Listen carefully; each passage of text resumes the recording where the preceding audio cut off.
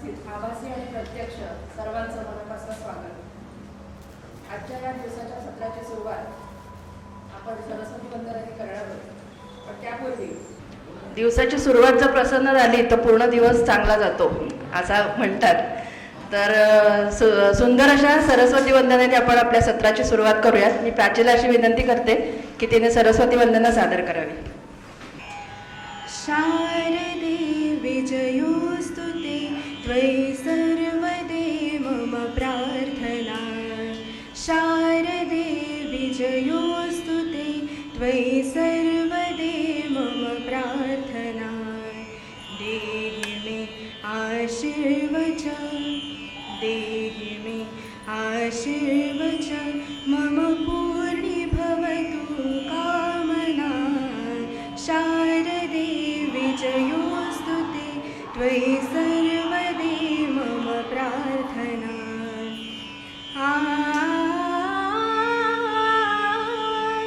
रूपिणी ॐ चित्कला सकला कला वरदायिनी. रूपिणी ॐ चित्कला सकला कला वरदायिनी. भारती आधारस्त्वं सरस्वती प्रियदर्शिनी. ज्ञानदा विद्या स्वयं, ज्ञानदा विद्या स्वयं, वेदान्तस्त्वं अमला गुणा. शारदे विजयोस्तुते त्वयि सर्वदे मम प्रार्थना. देहि मे आशीर्वचन, देहि मे आशीर्वचन, मम पूर्णी भवतु कामना.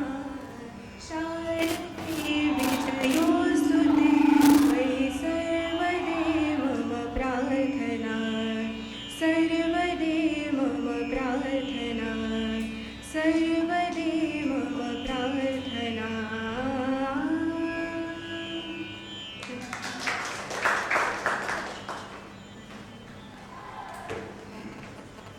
धन्यवाद प्राची. किशोरजींना मी अशी विनंती करते की माननीय देशपांडे सरांचं श्रीफल आणि पुष्पगुच्छ देऊन स्वागत करावं.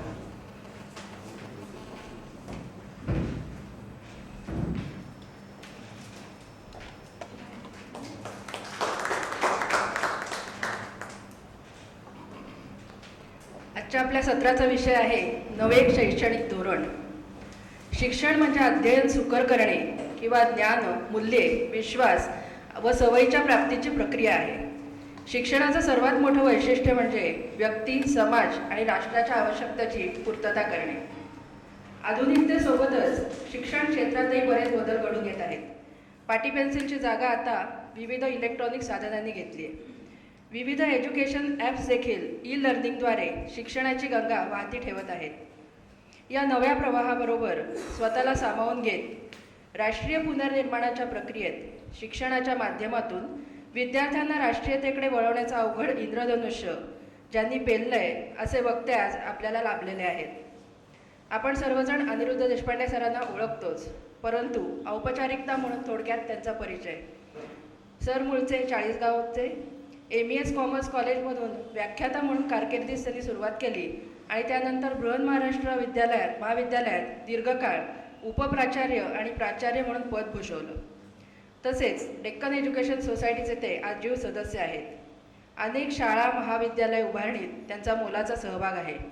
अनेक वाणिज्यविषयक पुस्तकांचं लेखन त्यांनी केलं आहे. नॅक समिती सदस्य आणि नॅक मार्गदर्शक मंडळाचे सदस्य ते आहेत. अखिल भारतीय विद्यार्थी परिषदेचे राज्य तसेच अखिल भारतीय स्तरावर दीर्घकाळ कार्य ते करत आहेत. सध्या राष्ट्रीय स्वयंसेवक संघाचे अखिल भारतीय संपर्क प्रमुख म्हणून त्यांच्याकडे दायित्व आहे. दायित्व होतं. आता ते राष्ट्रीय स्वयंसेवक संघाचे कार्यकारिणी सदस्य आहेत. सामाजिक समरसता मंच, समरसता साहित्य परिषद, प्रबोधन मंच, विद्यापीठ विकास मंच यांच्या कार्यात सरांचं महत्त्वपूर्ण योगदान आणि मार्गदर्शन आपल्याला लाभत आहे. सर उत्कृष्ट वक्ते असल्यामुळे देशभर त्यांची सहस्रावधी व्याख्याने झाली आहेत. Centre for educational development administration अर्थात CEDAचे ते संस्थापक अध्यक्ष आहेत. तसंच रामभाऊ माळके प्रबोधिनीचे अध्यक्ष होते. हा झाला थोडक्यात परिचय. तर अधिक वेळ न घालवता मी सरांना विनंती करते की त्यांनी त्यांचं मार्गदर्शनपर सत्राची सुरुवात करावी. प्रबोधन मंचाचे सन्माननीय पदाधिकारी, त्याचबरोबर माननीय नंदकुमारजी, श्रीकांतजी काटदरे आणि आज या ठिकाणी उपस्थित सर्व कार्यकर्ता बंधू आणि भगिनींनो, तसं म्हटलं तर प्रबोधन मंचाशी माझा नित्य संपर्क असतो. वेगवेगळ्या प्रकारच्या ॲक्टिव्हिटीजमधून, विशेषतः बौद्धिक प्रकारच्याच सगळ्या कार्यक्रमातून आपण सगळेजण प्रबोधन मंचाशी निगडीत झालेलो आहोत. विविध विषयांवर चर्चा, विविध विषयांवर लेखन, विविध विषयांवर सन्माननीय वक्त्यांना पाचारण करून त्यांची व्याख्यानं, हा प्रबोधन मंचाचा उपक्रम राहिला आहे, आपण सगळेजण जाणतो. समकालीन प्रश्नांवर किंवा समकालीन घटनांवर चर्चा करणं, त्यातून काय आवश्यक आहे ते योग्य त्या अधिकारी वर्गापर्यंत पोहोचवणं, हे देखील प्रबोधन मंचाकडून होत असतं, हे मी जाणतो. आणि त्यामुळेच बहुधा जो विषय मी आपल्यासमोर मांडायचा प्रयत्न करणार आहे, तो विषय आपल्या या 2 दिवसाच्या वर्गाच्या योजनेत समाविष्ट झाला असावा. मला वाटत नाही असं की इथे बसलेल्यापैकी कोणीही या राष्ट्रीय शिक्षण मंचाचं शैक्षणिक धोरणाचं वाचन केलं नसेल. कदाचित पूर्ण केलं नसेल, परंतु काही प्रमाणामध्ये वाचलं असेल, ऐकलं असेल, सहभाग घेतला असेल. कारण हे धोरण प्रत्यक्षात अस्तित्वात आलं गेल्या वर्षी, म्हणजे 2020च्या 29 जुलैला. त्यामुळे त्याच्यापूर्वीही त्याची भरपूर चर्चा झाली होती, त्यानंतर तर खूपच चर्चा झाली. त्यामुळे मी आपल्याला जे सांगण्याचा प्रयत्न करणार आहे त्यामध्ये चर्चा नंतर व्हावी अशी कल्पना आहे. माझी किंबहुना आपल्याला सर्वांना विनंती आहे की चर्चेसाठी काही वेळ आपण ठेवू आणि तो आपण चर्चेसाठी उपयोगामध्ये आणावा. शिक्षणाबद्दल आपली भूमिका एका अर्थानं पारंपरिक आहे, सनातन आहे. मनुष्याची निर्मिती करणारं शिक्षण हे त्यातून उत्पन्न व्हावं. Manifestation of perfection already in a man, अशी व्याख्या स्वामी विवेकानंदांनी केली होती. त्यामुळे ज्ञानाबरोबरच प्रगल्भता ही या शिक्षणातून उत्पन्न व्हावी अशी आपली सर्वांची धारणा आहे. पुष्कळ वेळेला ज्ञान मिळतं, पुष्कळ वेळेला माहिती मिळते, परंतु माहिती आणि ज्ञानाच्या झंझावातामध्ये मॅच्युरिटी, परिपक्वता, प्रगल्भता ही मागे जाते. T.S. इलियट जे मोठे विद्वान होते, विचारवंत होते, आपल्याला माहिती आहे. त्यांनी असं म्हटलं होतं एकदा की where is the knowledge lost in information and maturity lost in knowledge. ज्ञानाचं रूपांतर केवळ माहितीमध्ये होत गेलं, ज्ञान त्यामध्ये लुप्त होऊन गेलं, आणि प्रगल्भतेची लुप्तता ही ज्ञानामध्ये झाली. म्हणजे जर सर्वोच्च पद्धतीची ज्ञानाची जर कल्पना असेल, कल्मिनेशन पॉईंट कोणता जर असेल, तर तो म्हणजे ज्ञानवान मनुष्य हा प्रगल्भ देखील असावा. त्यामुळे perfection already in a man अशी स्वामीजींनी व्याख्या केली, ती किती यथार्थ आहे आपल्याला जाणवतं. त्यांनी असं म्हटलं होतं की इन्फॉर्मेशन म्हणजेच नॉलेज आहे असं आपण समजायला लागलो तर लायब्ररीज या ऋषी बनतील आणि एन्सायक्लोपीडिया हे आपल्याला मार्गदर्शक ठरणारे तत्वज्ञ बनतील. त्यामुळे तो माणसाचा आहे. पुष्कळ वेळा त्यांनी एक नको ती अशी अघोरी उपमा दिली. त्यांनी म्हटलं की गाढवाच्या पाठीवरती चंदनाची लाकडं नेली तरी त्याला कळत नाही की आपण चंदनाची लाकडं वाहतो आहोत. अशा प्रकारानं आम्ही इन्फॉर्मेशन याचा महापूर इतका ओतला की त्यातून ज्ञान नावाची गोष्ट मागे पडली असं वाटायला लागतं.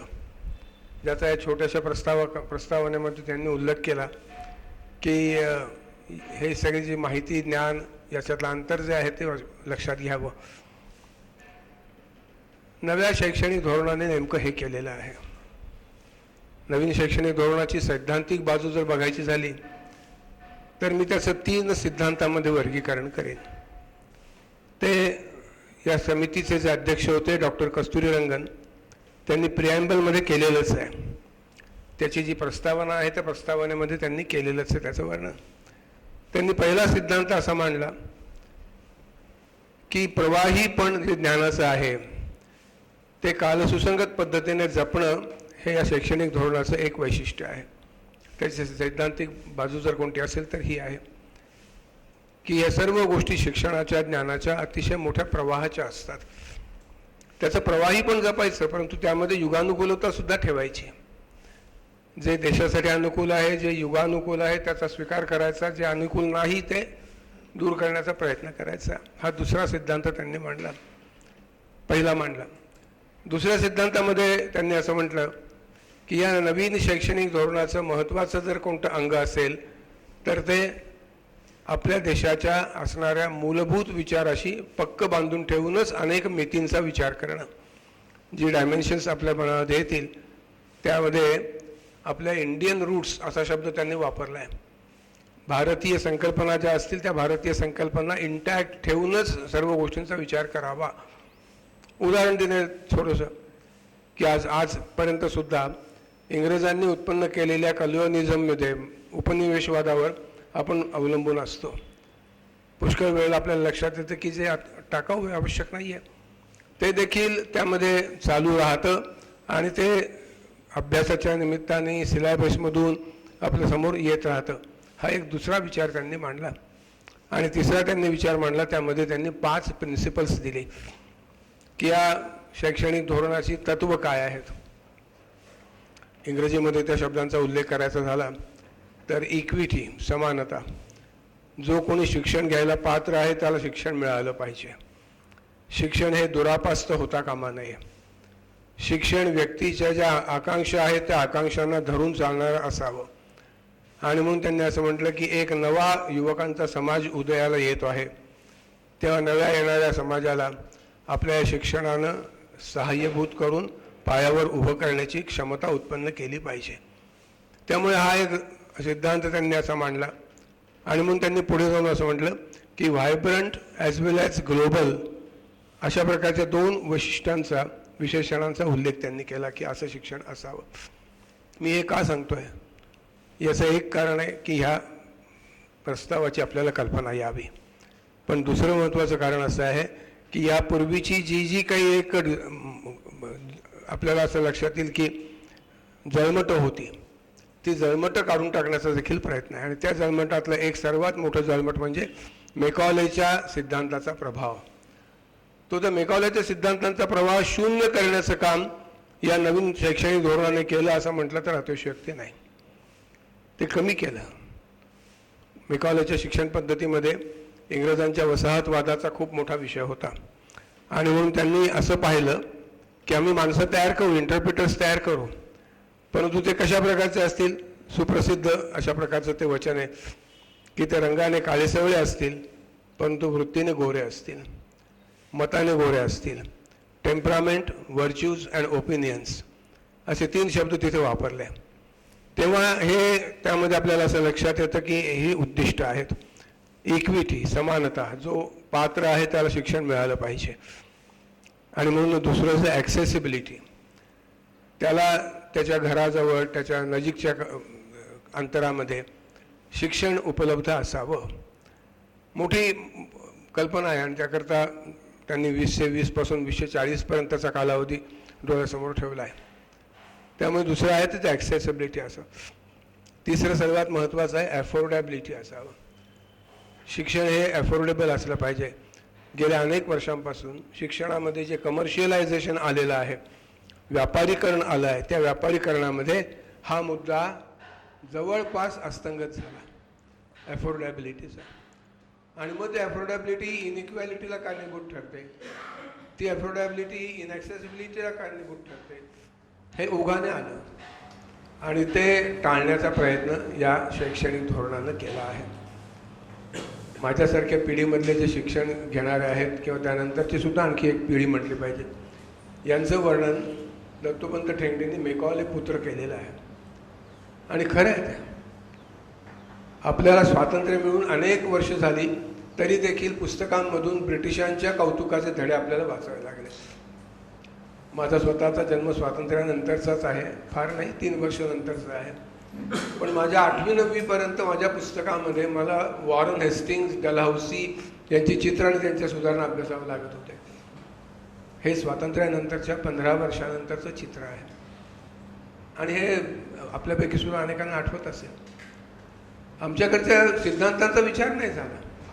त्यामुळे सगळ्यात महत्त्वाचं वैशिष्ट्य याच्यामध्ये जे असेल ते आहे की या शिक्षणातून भारतीय असणाऱ्या आत्म्याला पुनर्जागृत करण्याचं काम हे या भूमिकेनं केलेलं आहे. आणि म्हणून त्याच्यामध्ये इक्विटी असावी, ॲक्सेसिबिलिटी असावी, अफोर्डेबिलिटी असावी आणि त्याच्यामध्ये क्वालिटी असावी, गुणवत्ता असावी. त्या गुणवत्तेचा उल्लेख करताना त्यांनी सातत्याने म्हटलं आहे की भारतीय सनातन ज्ञानाचे आजच्या काळामधले जे देशानुकूल आणि युगानुकूल असे विषय आहेत ते स्वीकारण्याची तयारी या शिक्षणाच्या प्रक्रियेमध्ये असावी.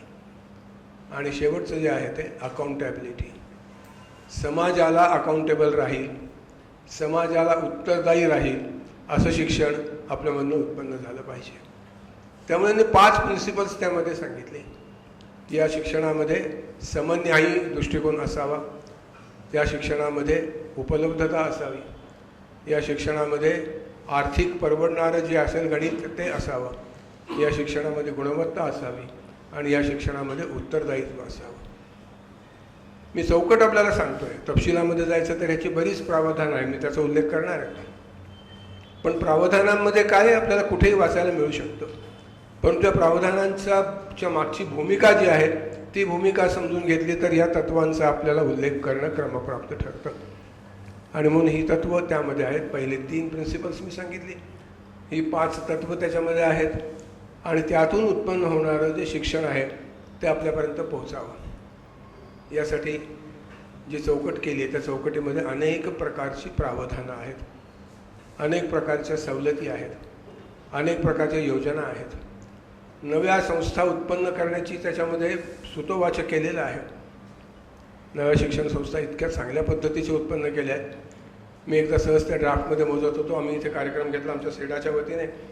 त्यामध्ये एक सदस्य होते जे त्या कमिटीचे मेंबर होते, त्यांना आम्ही बोलवलं होतं. त्यांचं भाषण होतं. त्यांनी त्याच्यामध्ये असं सांगितलं की या शिक्षणाच्या धोरणाची निश्चिती करत असताना 56 प्रकारचे नवे प्रस्ताव आम्ही मांडले आहेत. नव्या संघटना त्यातनं उत्पन्न होणार आहेत. अगदी छान छान बोलकं आणि मला स्वतःला सर्वात आकर्षित करणारं जर कुठलं नवीन संस्थेचं जन्म असेल तर तो नॅशनल रिसर्च फाउंडेशन. प्रतिवर्षी 20,000 कोटी रुपये त्याकरता दिले जायचे, संशोधनाकरता, अनुसंधानाकरता. कदाचित ही रक्कम वाढेल सुद्धा. आणि म्हणून अशा प्रकारच्या 56 संस्था छोट्या मोठ्या या नवीन शैक्षणिक धोरणाने उत्पन्न केलेल्या आहेत. आणि ही प्रत्येक संस्था जी उत्पन्न झाली आहे ती मगाशी सांगितलेल्या 5 तत्वांशी निगडीत राहून काम करते. जवळपास ते काम अस्तित्वामध्ये आलं आहे, सुरुवात झालेली आपल्याला पाहायला मिळते. आणि म्हणून 2 टप्पे आपण विचारासाठी करूया. एक प्राथमिक आणि माध्यमिक शिक्षणाचा एक टप्पा करूया आणि उच्च शिक्षणाचा दुसरा करूया. आमूलाग्र बदल केलेले आहेत. मी या शैक्षणिक धोरणाकरता 4 पायांचा उल्लेख करतो. त्याच्या जर चौपाई काय असेल ती, ज्याच्यावरती हा सगळा डोलार उभा आहे. डोलारा शब्दप्रयोग ठीक नाही पण समजण्याकरता सांगतो की ज्याच्यावरती सगळी इमारत उभी आहे ती त्याची 4 तत्व आहे. सगळ्यात पहिलं म्हणजे हे राष्ट्रीय शैक्षणिक धोरण कॉम्प्रिहेन्सिव्ह आहे, सर्वंकष आहे, सर्वव्यापी आहे. याच्यामध्ये अनेक गोष्टींचा उपयोग केला. म्हणजे मनुष्याच्या निर्मितीच्या तत्त्वज्ञानापासून ते शिक्षणाच्या उपलब्धतेपर्यंत, म्हणजे भौतिक उद्दिष्टापासून ते आध्यात्मिक उद्दिष्टापर्यंत याचा विचार त्यामध्ये आपल्याला केलेला आढळतो. आणि म्हणून त्याच्यामध्ये रिस्ट्रक्चरिंग खूप आहे.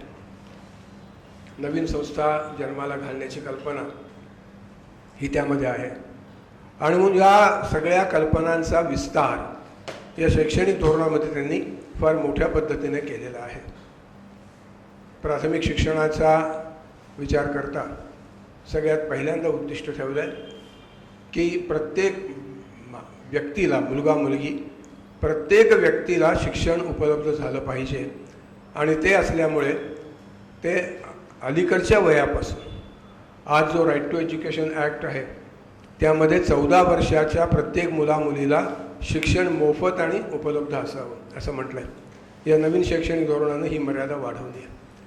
आणि म्हणून त्याचं जे सामाजिकीकरण आहे ते महत्त्वाचं आहे. म्हणून त्याचं पहिलं वैशिष्ट्य की हे कॉम्प्रिहेन्सिव्ह आहे, समग्र आहे. दुसरं आहे हे इन्क्लुसिव्ह आहे, समावेशी आहे. ज्यांना आपण आर्थिक आणि सामाजिकदृष्ट्या दुर्बल घटक मानू, शेड्यूल कास्ट, शेड्यूल ट्राईब अशा प्रकारचा जो समाजाचा बांधव वर्ग आहे त्या सगळ्यांची एक मोठी दखल यामध्ये घेतली आहे. आणि ती दखल कशी घेतली ते मी नंतरच्या याच्यामध्ये सांगतो, आपल्याला ते माहिती आहे. आणि म्हणून इन्क्लुसिव्ह असावं, सर्वसमावेशी असावं, समाजाचं सर्वस्पर्शी चित्र त्यांच्या डोळ्यासमोर असावं.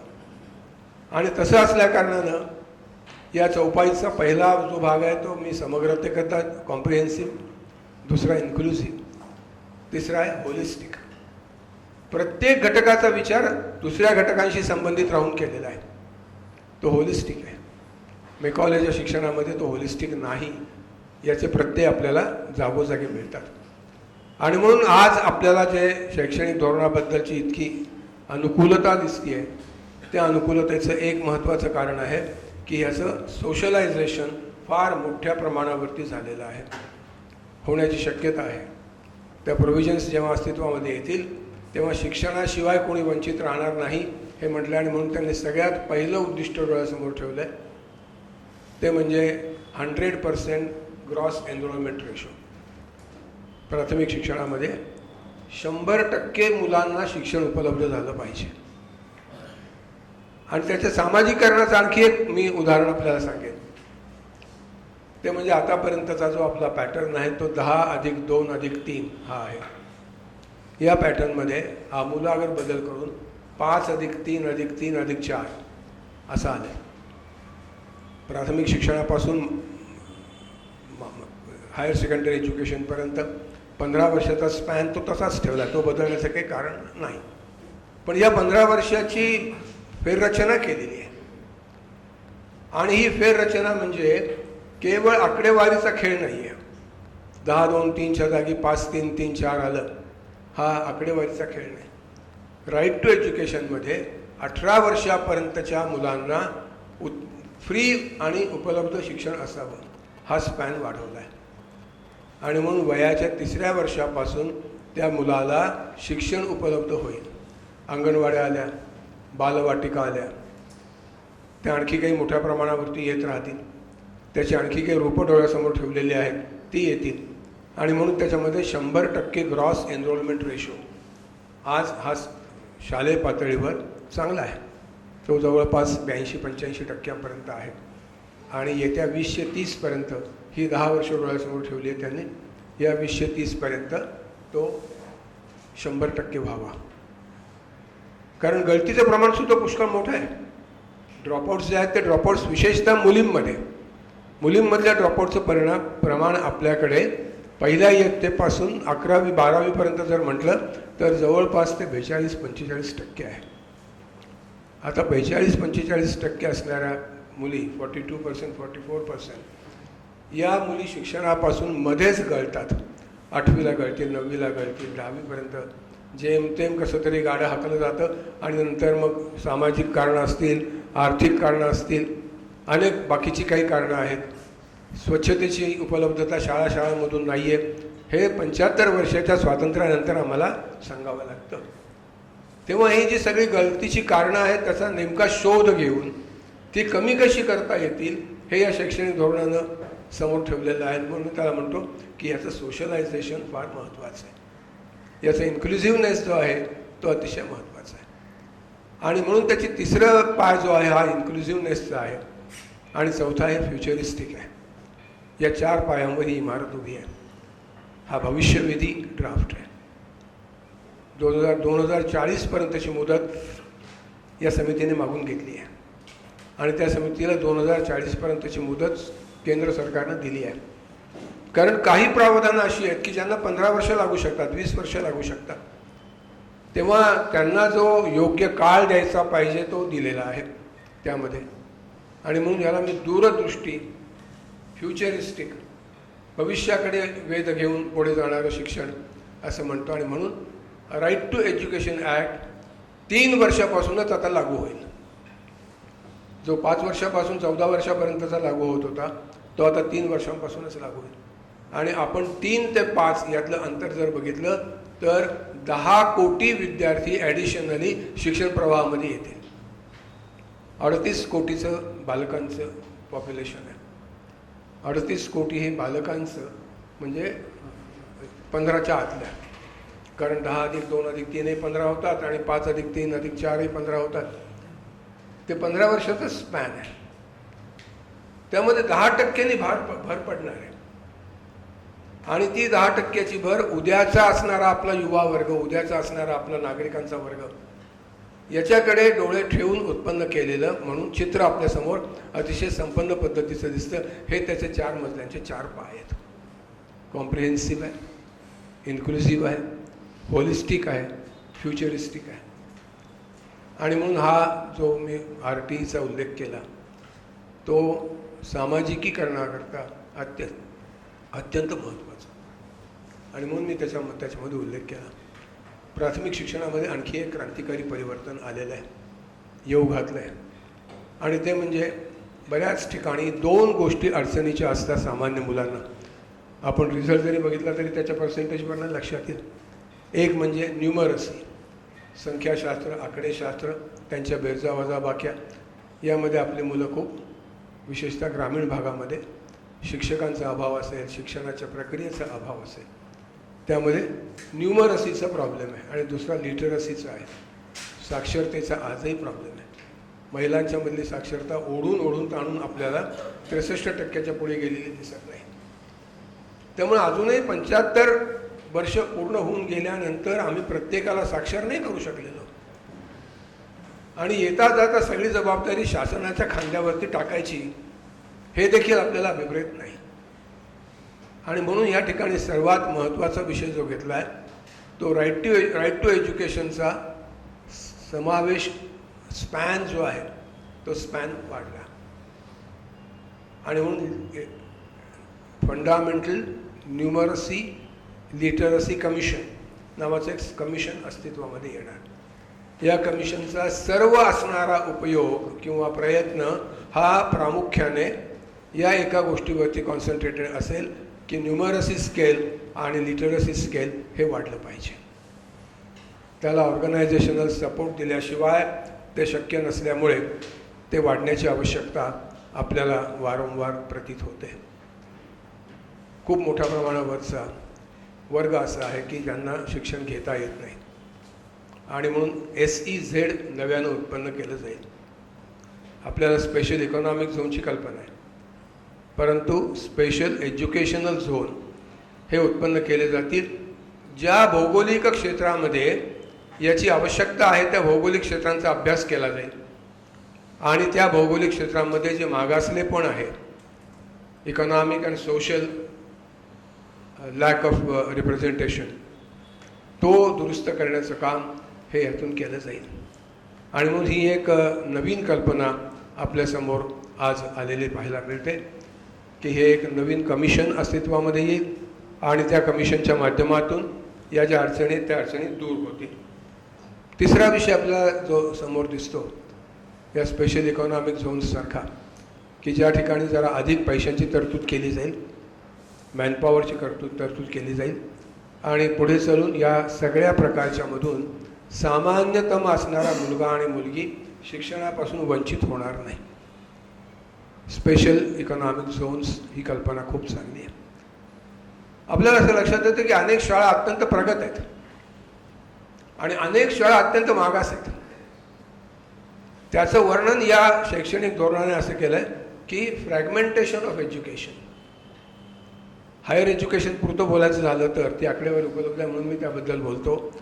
हायर एज्युकेशनबाबत आपल्याला असं लक्षात येतं की हे फ्रॅगमेंटेशन असं आहे की अजूनही आपल्या देशामध्ये 20% कॉलेजेस असतील की ज्यांची स्ट्रेंथ 100पेक्षा जास्त नाही.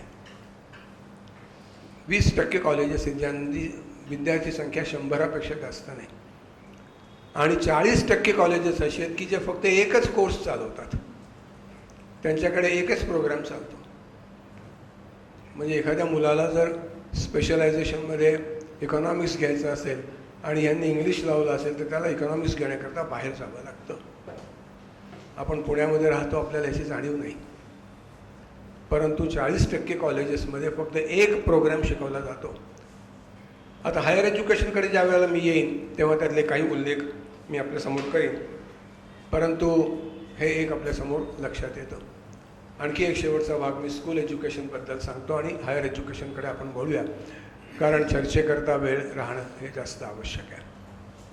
स्कूल एज्युकेशनमधला शेवटचा जो भाग मला सांगायचा आहे तो या सर्व शाळांमधून ही जी मॅनेजमेंटची वानवा आहे ती दूर करण्याकरता स्कूल कॉम्प्लेक्सेस ही योजना काढली आहे. अशक्त असणाऱ्या शाळांना सशक्त असणाऱ्या शाळा आपल्यामध्ये सामावून घेतील. अर्थात आत्ता त्यांनी फक्त पब्लिक स्कूल्स घेतलेले आहेत, प्रायव्हेट स्कूल्स नाही घेतलेले. प्रायव्हेट स्कूल्सचा समावेश करायचा तर त्यांना काही अमेंडमेंट्स आणखी कराव्या लागतील. आणि आपल्याला माहिती आहे प्रायव्हेट स्कूल्स जे विशेषतः कॉन्व्हेंट स्कूल्सची कल्पना आपल्या डोळ्यावर येते, त्या मुलांचे गणवेश, त्या मुलांचं वातावरण, तिथल्या इमारती, एक मोठी विषमता लक्षात येते. पण का कोण जाणे ही एक उणीव त्या ठिकाणी दिसते की प्रायव्हेट संस्था घेतल्या नाही आहेत, ज्या घेतल्या आहेत त्या सगळ्या पब्लिक इन्स्टिट्यूशन्स घेतलेल्या आहेत. म्हणजे म्युन्सिपालिटी, झेडपी, सरकारी अशा शाळा घेतलेल्या आहेत. आणि ज्या शाळांमध्ये ही क्षमता जास्त आहे त्या शाळा समता कमी असलेल्यांना आपल्यामध्ये सामावून घेतील. एक स्कूल कॉम्प्लेक्स तयार होईल, त्याचं मॅनेजमेंट त्या स्कूल कॉम्प्लेक्सकडेच असेल.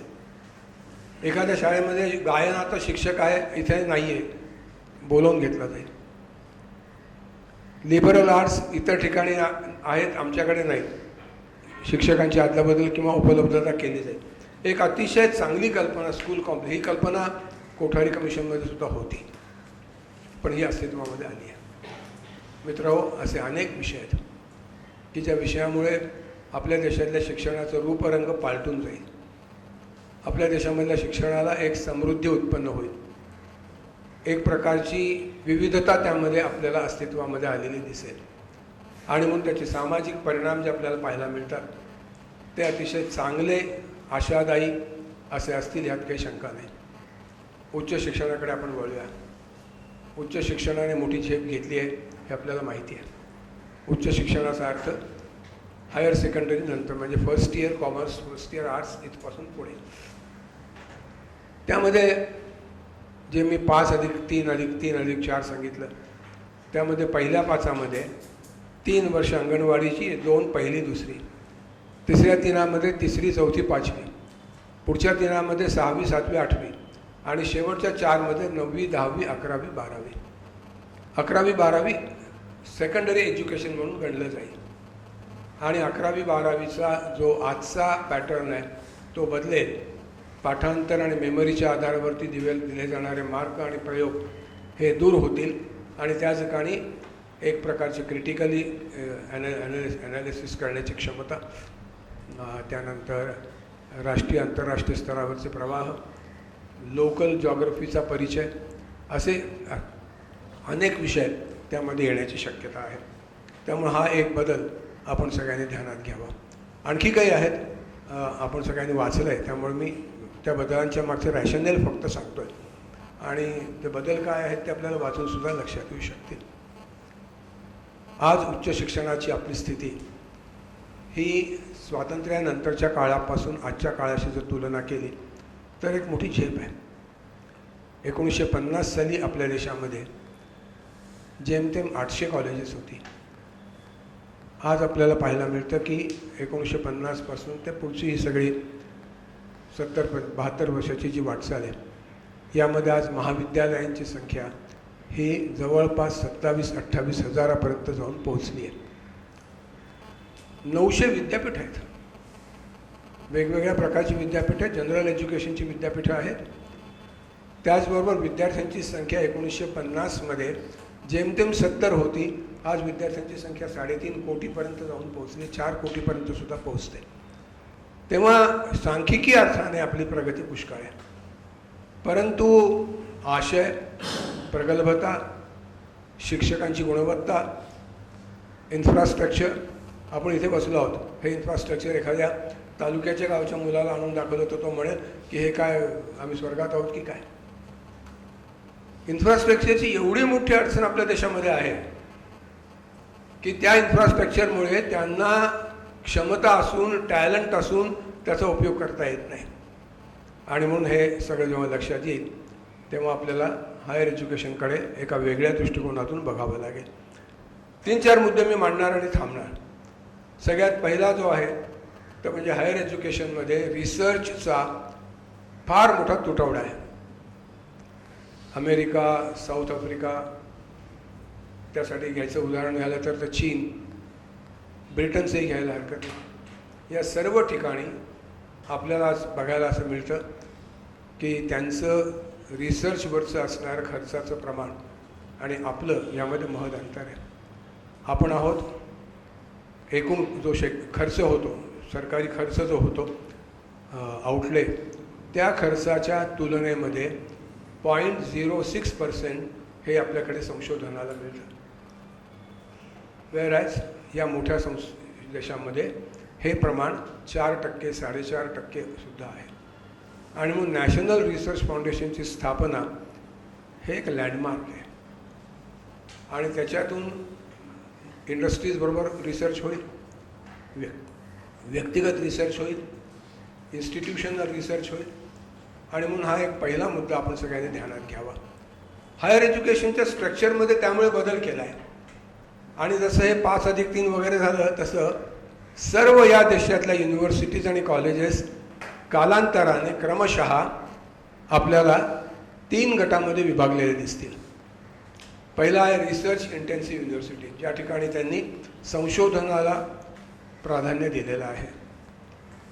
संशोधनाव्यतिरिक्त जनरल एज्युकेशन चालू राहील, पण प्राधान्य जे आहे ते शिक्षणातलं संशोधनाकडे असेल. आणि म्हणून रिसर्च इंटेन्सिव्ह युनिव्हर्सिटीज. दुसरं आहे की ज्यांना रिसर्चच्या बरोबर शिक्षण महत्त्वाचं वाटतं, विशेषतः आपल्यासारखी स्टेट युनिव्हर्सिटीज, काही सेंट्रल युनिव्हर्सिटीजसुद्धा, त्या ठिकाणी त्यांनी म्हटलं आहे टीचिंग इंटेन्सिव्ह युनिव्हर्सिटीज. शिक्षणावर भर असेल, संशोधन चालेल नाही असं नाही, पण भर त्यांचा चांगलं शिक्षण, चांगलं सिलेबस यावरती असावं. आणि त्यामुळे त्याच्यात एक महत्त्वाचा बदल आपल्याला पाहायला मिळतो. आणि तिसरं जे आहे ते आपल्यासारखी कॉलेजेस, त्यामुळे डिग्री ग्रँटिंग ऑथॉरिटी असणारी ऑटोनॉमस कॉलेजेस ही कल्पना आहे. या देशातलं प्रत्येक कॉलेज हे ऑटोनॉमस व्हायला हवं आहे. सिलेबस डिझाईन करण्याचं काम त्यांनी आपल्याकडे करावं. त्याकरता क्लस्टर ऑफ कॉलेजेस नावाची कल्पना, जसे स्कूल कॉम्प्लेक्सेस आहे तसं क्लस्टर ऑफ कॉलेजेस आहे. कॉलेजेसने एकत्र येऊन एक रिसोर्स तयार करावा आणि तो तयार करून त्यांनी उत्पन्न केलेल्या सर्व प्रकारच्या गोष्टींची शेअरिंग करता यावं. आता उदाहरणार्थ मी BMCCमध्ये होतो. आमच्या असं लक्षात आलं की कॉम्प्युटर्सची संख्या जवळपास 300च्या पुढे गेली, परंतु हे कॉम्प्युटर्स दिवसभरामध्ये 6 ताससुद्धा ॲक्टिव्हली वापरत नसतात. उन्हाळ्याची सुट्टी नाही, शनिवार रविवार नाही. एवढी मोठी अद्ययावत साधनसामुग्री आणलेली आहे आणि ती आमच्या डोळ्यादेखत सुस्त आहे, त्याचा उपयोग नाही. क्लस्टर ऑफ कॉलेजेस उत्पन्न केली. ज्या कॉलेजेसमध्ये ते नाही आहे त्यांनी इथे येऊन अभ्यास करावा. आमच्याकडची मंडळी तक्रार करायला लागली, ते बिघडवून ठेवतील आणि मग उद्याला आमचा पैसा वाया जाईल. अरे पण आयडल पडलं ना, काही उपयोग नाही असं आहे. त्याच्यावरती जे काही चेक्स आणि बॅलन्सेस घालायचे ते तुम्ही घाला ना, पण उपलब्धता ही महत्त्वाची आहे. आणि म्हणून यातला जो महत्त्वाचा विषय त्यामध्ये आहे तो रिसर्च इंटेन्सिव्ह, टीचिंग इन्सेंटिव्ह आणि कॉलेजेस ऑटोनॉमस व्हावी, अकॅडमिकली व्हावी, फायनान्शियली व्हावी, त्याच्याबरोबर ऑर्गनायझेशनली व्हावी. आणि ती जी कल्पना समोर घेतली त्याला त्यांनी 2040पर्यंतची मुदत घेतली आहे. आणि मग 3 गोष्टी महत्त्वाच्या आहेत. पहिली गोष्ट, प्रत्येक कॉलेज हे मल्टीडिसिप्लिनरी कॉलेज असावं. एकच डिसिप्लिन, जसं मी आत्ता उल्लेख केला की 40% कॉलेजेसला फक्त एकच प्रोग्राम आहे. मल्टीडिसिप्लिनरी कॉलेजेस असावीत. त्या विद्यार्थ्याला शास्त्र शिकत असताना सामाजिक शास्त्रामधला विषयसुद्धा शिकता यावा. सामाजिक शास्त्र शिकत असताना कला त्याला शिकता याव्या. आणि यासाठी अशा प्रकारची योजना ही केली आहे की क्लस्टर ऑफ कॉलेजेस. आमच्याकडे नसेल, तुम्ही आमच्याकडे या आणि त्याकरता एक ऑथॉरिटी उत्पन्न केली जाईल. कोण कशासाठी ॲप्रूव्ड आहे आणि त्याच्या ॲप्रुव्हलच्या आधारावरती विद्यार्थ्यांना जे शिक्षणापासून वंचित राहावं लागतं ते राहण्याची शक्यता संपते. हा एक महत्त्वाचा विषय आपल्यासमोर मला मांडायचा होता. दुसरा एक विषय मला यातला जो सैद्धांतिकदृष्ट्या सुद्धा अतिशय सक्षम आहे असा विषय जो मांडायचा आहे तो म्हणजे उच्च शिक्षणातून रोजगार निर्माण होणं ही देखील आवश्यकता आहे. केवळ आध्यात्मिक शिक्षण, उत्तम चांगल्या प्रकारचा नागरिक ठीकच आहे, ते व्हायलाच पाहिजे. पण आमची कॉलेजेस आणि आमची युनिव्हर्सिटीज जर त्याला रोजगारक्षम करत नसतील तर उपयोग नाही होणार. आणि म्हणून एक मोठा विषय हातात घेतला आहे, तो 23 सालापासून अस्तित्वामध्ये येईल. आणि तो म्हणजे प्रत्येक कॉलेजमध्ये व्होकेशनल एज्युकेशन हे त्यांच्या मूळ शिक्षणाच्या समाविष्टतेकडे असेल. Integration of vocational education with routine education म्हणा किंवा जनरल एज्युकेशन म्हणा, काही म्हणा. इयत्ता 6वीपासून व्होकेशनल एज्युकेशनला सुरुवात केली आहे. आणि कॉलेजमध्ये येणाऱ्या प्रत्येक विद्यार्थ्याला 1 किंवा 2 कोर्सेस व्होकेशनल एज्युकेशनचे घ्यावे लागतील. एम्प्लॉयबिलिटीचा विचार करताना हा घटक खूप महत्त्वाचा आपल्याला लक्षात येतो. आणि म्हणून प्रत्येक कॉलेज हे मल्टीडिसिप्लिनरी असावं, बंधनं नसावीत. आणि म्हणून तिसरी योजना जी काढली आहे ती लिबरल आर्ट्स. आपल्याकडे एवढा मोठा प्राचीन ज्ञानाचा साठा आहे. आज देखील आपण जर या तक्षशिला आणि नालंदा विद्यापीठांची उदाहरणं बघितली, आता नालंदा विद्यापीठाचं पुनरुज्जीवन झालं आहे. काही प्रमाणामध्ये त्यातल्या शक्यता उत्पन्न झाल्या आहेत. परंतु आपल्याला असं लक्षात येतं की हा ज्ञानाचा साठा हा अनुपयुक्त होऊन पडलेला आहे. They have lost their utility. आता हे नवीन करण्याकरता म्हणून उत्पन्न केलेला जो विषय आहे तो लिबरल आर्ट्स. सोशल सायन्सेसमध्ये तुम्ही हे काम करावं. तुमचा मेजर विषय निश्चित असेल, पण मायनरमध्ये तुम्हाला सिलेक्शन आहे. तुम्ही आर्किओलॉजी घेऊ शकता, संगीत घेऊ शकता, हिस्ट्री घेऊ शकता, इकॉनॉमिक्स घेऊ शकता. तुम्ही मेजरसाठी कोणत्या फॅकल्टीशी निगडीत आहात इन्स्पाईट ऑफ दॅट त्याच्याशिवाय उत्पन्न करू शकतो. मला हे जे स्ट्रक्चरल चेंजेस वाटतात ना, हे स्ट्रक्चरल चेंजेस खूप आकर्षक वाटतात. आणि ते आकर्षक असणारे जे चेंजेस आहेत ते आज विद्यमान पिढीला कदाचित मर्यादित उपयोगाचे असतील, पण पुढे येणाऱ्या पिढीला मोलाचे आहेत. आणि म्हणून एक नवीन योजना जी केली आहे ती म्हणजे बँक ऑफ अकॅडमिक क्रेडिट. प्रत्येक कॉलेजमध्ये किंवा एखाद्या क्लस्टर ऑफ कॉलेजेसमध्ये विद्यार्थ्यांनी नवीन नवीन कोर्सेस करावे, त्याचं क्रेडिट मिळवावं आणि ते क्रेडिट त्यांच्या मूळ क्रेडिटमध्ये ॲड होईल. आता हे अकॅडमिक बँकेचं ॲप्रुव्हल कोणाला मिळेल तर ते ठरवण्याचं काम त्यांनी सिलेक्शन बोर्डकडे ठेवलं आहे. प्रत्येक कॉलेज की त्याकरता एलिजिबल असेलच असं नाही. आणि तुम्ही तुमच्या झोळीमध्ये 5-10 क्रेडिट्स ॲड करू शकता.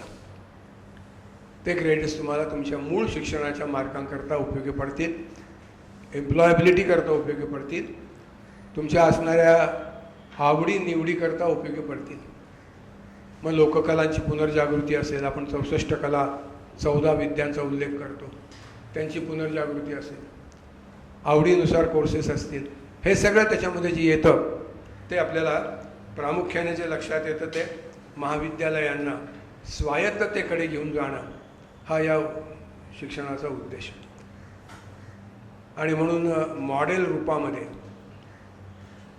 प्रत्येक जिल्हा केंद्राच्या पाशी मेरू नावाचं एक युनिट असलं पाहिजे आणि ते म्हणजे multi disciplinary education and research university. Abasaheb Garware कॉलेजला वाटलं तर त्यांनी त्यामध्ये रूपांतरित व्हावं, ते या एरियाचे मेरू म्हणून काम करू शकते. इतर संस्थांना गायडन्स देण्याचं काम त्यांचं राहील. त्यांना आर्थिक तरतूद असेल, त्यांना बजेटरी ॲलोकेशन असेल आणि अशा प्रकारचा एक प्रयोग समजा या देशामध्ये 500 वेगवेगळ्या प्रकारच्या विषयांकरता झाला तर त्याचा आउटकम जे असेल ते आउटकम या देशाजवळच्या बौद्धिक संपदेला एक मोठं वरदान देणारं असेल. ते त्याच्यामध्ये आवश्यक असावं. आणि म्हणून मल्टिपल एंट्री आणि मल्टिपल एक्झिट. एखाद्या विद्यार्थ्याला किंवा विशेषतः महिलेला शिक्षण जर मधून सोडावं लागलं तर पहिलं वर्ष पूर्ण झालं तर त्यांना डिप्लोमा सर्टिफिकेट मिळेल. कालांतराने ते येऊन ते शिक्षण कंटिन्यू करू शकतात. मल्टिपल एक्झिट आहे, तसंच मल्टिपल एंट्री देखील आहे. एकाच वेळेला, जसं आता मी अकॅडमिक बँक ऑफ क्रेडिटचं उदाहरण सांगितलं तसं त्यामध्ये पुष्कळ मोठ्या प्रमाणावर एक प्रकारची सवलत, ओपननेस आपल्याला त्यामध्ये बघायला मिळतो. आणि म्हणून हा देखील एक मुद्दा मला आपल्यासमोर मुद्दाम आणायचा होता. शेवटचा मुद्दा माझा आहे, तो घेऊन मी थांबतो. हे जे सगळं स्ट्रक्चर तयार झालं आहे, या स्ट्रक्चरकरता आर्थिक तरतुदीची आवश्यकता मोठी आहे. मी आपल्यापैकी अनेक जण विद्यार्थी परिषदेमध्ये काम करत असताना पासून म्हणजे 1968-70 पासून तिथपर्यंत पुढे जी जी विद्यार्थी आंदोलनं झाली त्यात आमची मागणी एक होती, ते म्हणजे शिक्षणाकरता कमीत कमी 6% बजेट मिळालं पाहिजे किंवा नॅशनल प्लॅन आउटलेच्या 10% मिळालं पाहिजे. आजपर्यंतचा जास्तीत जास्त आकडा हा 3.8% पुढे गेलेला नाही. आणि म्हणून या पॉलिसीनेच म्हटलं आहे, उद्याला त्याचा कायदा होईल की 6% शिक्षणाकरता ठेवले गेलेच पाहिजे GDPच्या. आता हे 6% ठेवले तर उत्पन्न होणारं वातावरण आमूलाग्र बदलाचं असेल आणि ते वेगवेगळ्या ठिकाणी आपल्याला पाहायला मिळेल. मी सुरुवातीला म्हटलं तसं काही तत्वांची चौकट घेऊन मेकॉलेच्या शिक्षणाचा आणि या देशातल्या संस्कृतीवरती वाद करण्याचा मनोदय घेऊन, कारण मॅक्स मुलरने एका ठिकाणी फार स्पष्ट म्हटलं, ते मेकॉलेच्या काळातलंच आहे की we have conquered this nation once, the next conquest will be through culture. आम्ही या देशाला एकदा जिंकलं आहे, पण दुसरा त्यांच्यावरचा विजय जो असेल तो त्यांच्या सांस्कृतिकतेवरती घाला घालून येईल. आणि सांस्कृतिकेवरती घालायचा असेल तर या देशातल्या सणांतर ज्ञानावरती घालावं लागेल. आणि म्हणून ही एक प्रकारची संकटाची घंटा ही वाजवण्यात आली आहे. इतके दिवस ते चाललं, आजही चाललं. आमच्या कल्पनेत हे नव्हतं की कधी एका वेळेला मेजर आणि मायनरचे 4 विषय अभ्यासाला करता येईल. एक घेतला म्हणजे एकच बस. त्याला PhD करायची असेल तर कॉमर्सचा माणूस इकॉनॉमिक्समध्ये करू शकत नाही. खरं इकॉनॉमिक्स आणि कॉमर्स या 2 ब्रँचेस हातात हात घालून चालतात, पण तो नाही करू शकत आणि इकॉनॉमिक्सचा माणूस इकडे नाही करू शकत. आज तसं नाही राहणार. तुम्ही एक किमान डिग्री मिळवा, मग तुमच्या आवडीनुसार रिसर्च करा. आणि म्हणून ग्रॅज्युएशनमध्ये त्यांनी बदल केला आहे. आणि तो म्हणजे काही जणांनी 3 वर्षाचं ग्रॅज्युएट व्हावं, ठीक आहे. काही जणांनी 4 वर्ष, 1 वर्ष अधिक घ्यावं. त्यांना पोस्ट ग्रॅज्युएशनमधलं 1 वर्ष कमी करून मिळेल आणि ग्रॅज्युएशनच्या लेवललाच त्यांना PhDला प्रवेश घेता येईल. म्हणजे PhDची खोळंबत आहे कोणाची. एखाद्याला विचारलं तर 15-15 वर्ष तो PhD करतच असतो. इथे ते बंधन आहे. असे छोटे वाटणारे पण महत्त्वाचे बदल जे व्यावहारिकदृष्ट्या सगळ्यांच्या हृदयाशी, मनाशी, बुद्धीशी जवळचे आहेत, ते यातून उत्पन्न केलेले आहेत. मी शेवट करताना असं म्हणेन की प्रावधानं बरीच आहे, प्रोव्हिजन्स खूप आहे, परंतु यातल्या महत्त्वाकांक्षा या आपण लक्षात घेतल्या पाहिजे. तंत्रज्ञानाची प्रगती अमाप पद्धतीने होती. इंडस्ट्रियल रेव्होल्युशन 4.0ची चर्चा आपण करतो, आर्टिफिशियल इंटेलिजन्सची चर्चा आपण करतो, परंतु पुष्कळ वेळेला मनुष्य निर्मितीची चर्चा कमी होते. आणि म्हणून अशा प्रकारच्या मूलभूत कल्पनेच्या बरोबरच बौद्धिक विकासाला पुढे घेऊन जाणारं शिक्षण असं एक संतुलन अशा प्रकारचा एक समतोल हा यामध्ये घातला गेला आहे. आणि म्हणून हे शैक्षणिक धोरण शिक्षणाच्या सर्व प्रवाहांना कलाटणी देणारं टर्निंग पॉईंट, एक लँडमार्क म्हणून आपल्यासमोर उभा आहे. 9:30 ते 11 अशी सत्राची वेळ आहे, अर्धा तास उरला आहे. मी आपल्याला विनंती करेन की जो वेळ उपलब्ध आहे त्या वेळामध्ये आपण प्रश्न विचारू शकता, मतप्रदर्शन करू शकता, कोणत्याही प्रकारानं. एक रूपरेषा आपण इथे मांडली. सध्याचा जो एक मुख्य प्रॉब्लेम आहे आणि गेल्या 2 वर्षात त्याचे सगळे जे काय आहे सगळं ते उघडे पडलेले आहे, त्याच्या मर्यादा उघड्या झालेल्या आहेत, ते म्हणजे परीक्षा पद्धती. तर यावर NEP-मध्ये कशा प्रकारच्या प्रोव्हिजन्स आहेत आणि कशा प्रकारे इव्हॅल्युएशन करणार आहेत त्याच्या पद्धती मांडल्या, त्यावर थोडंसं मार्गदर्शन हवं आहे. परीक्षेबद्दलच्या पद्धतींची चर्चा कमी आहे, परंतु परीक्षेचा उपयोग काय आहे याची चर्चा मात्र पुष्कळ आहे. आणि यामध्ये आपल्याला प्रामुख्याने ज्या गोष्टी दिसतात त्या अगदी सुरुवातीला या धोरणानं सांगितलं आहे की रोड लर्निंगच्या ऐवजी क्रिटिकल ॲनालिसिसकडे घेऊन जाणारं शिक्षण हे आणायचं आहे. स्मरणशक्ती आधारित आपलं आत्तापर्यंतचं सगळं शिक्षण आहे. पाठांतर घरी गेल्यावरती विसरून जाणार.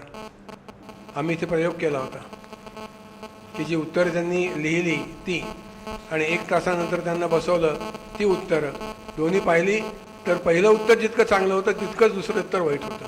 कारण एकदा संपलं की संपलं होतं, ते काय पुन्हा त्याची गरज नाही, सायकॉलॉजी तयार होते. आणि त्यामुळे शिक्षणाच्या मूलभूत उद्देशाशी फारकत होते. तिकडे जर जायचं असेल तर परीक्षा पद्धतीमध्ये आमूलाग्र बदल केले पाहिजेत आणि ते करण्याचं काम प्राथमिक आणि माध्यमिक शिक्षणावरती या तत्वाने चालतं जे मी आत्ता म्हटलं. उच्च शिक्षणामध्ये स्वायत्तताच आहे. जेवढ्या लवकर ही कॉलेजेस स्वायत्त होतील आणि कालांतराने ती डिग्री ग्रँटिंग कॉलेजेस बनतील. म्हणजे आता आपण या कॉलेजमध्ये बसलो, हे समजा यांच्या 2 बॅचेस बाहेर पडल्या, म्हणजे 3-3 वर्षाच्या 2 बॅचेस बाहेर पडल्या आणि त्यांनी जर अर्ज केला की आम्ही युनिव्हर्सिटी होऊ इच्छितो तर त्यांना युनिव्हर्सिटीचा दर्जा मिळू शकेल. तिथून ते बाहेर पडतील आणि इंडिपेंडेंटली आपली युनिव्हर्सिटी म्हणून चालवतील. मग ती कॉलेजेस 10 असतील 15 असतील त्याचे काही बंधन नाही. क्लस्टरमधून काम करण्यात असल्यामुळे ते कोणत्या गावाहून काम करतात त्याला काही महत्त्व नाही. अशी एक आदर्श रचना याच्यामध्ये सुचवली आहे. त्यामुळे परीक्षा पद्धतीचा विचार जेव्हा येतो तेव्हा ही जी दुसरी गोष्ट मी आपल्याला सांगितली की स्वायत्तता ही परीक्षा पद्धतीमध्ये सुद्धा येईल आणि विद्यार्थी वेगवेगळ्या कॉलेजेसची प्रश्नपत्रिका गोळा करून आपलं ज्ञानही वाढवू शकतील. एक परस्पर सामंजस्याचं चित्र हे त्यातून उभं राहील. मी उपेंद्र आहे.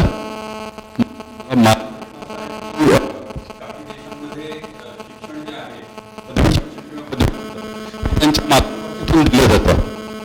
म्हणजे इंग्रजी नावात ठेवून शिक्षण जे आहे मातृभाषेतून दिलं जातं. तर तशा प्रकारचं आपल्या प्रादेशिक भाषांना आणि मातृभाषेला महत्त्व दिलं जाणार आहे का, म्हणजे आणि पदव्युत्तरला? मी माझ्या मुद्द्यात राहिला तो मुद्दा म्हणजे प्राथमिक आणि माध्यमिक शिक्षणाच्या स्तरावर किमान 5वीपर्यंतचं शिक्षण मातृभाषेतून किंवा त्यांच्या ज्या भारतीय भाषेत कम्फर्टेबल असतील आणि उपलब्धता असेल ते द्यावं. शक्यतोवर 8वीपर्यंत ते एक्सटेंड करावं असं आहे.